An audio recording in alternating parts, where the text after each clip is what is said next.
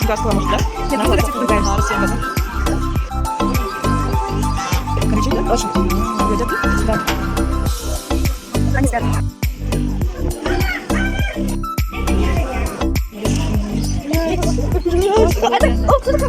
Сурикаты. Сурикаты. Сурикатам заходить нельзя, но можно кормить. Видишь? А какая уже попарила? Свинкс. Владимир мечтает о такой собаке.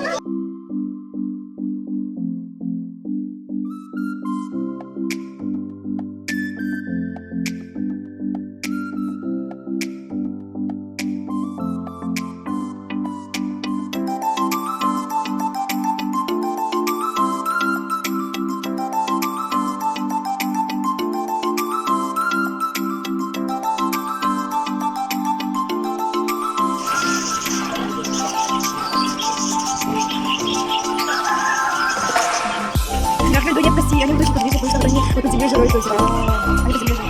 Это степень.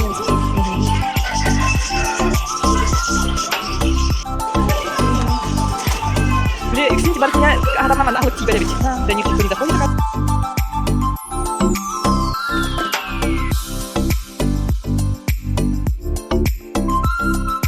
Кого кормишь Владимира?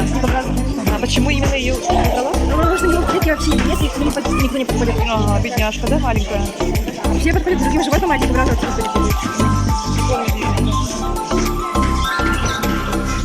Смотрите. Купили еще один стаканчик седой. Его покормить специально для него. Ага.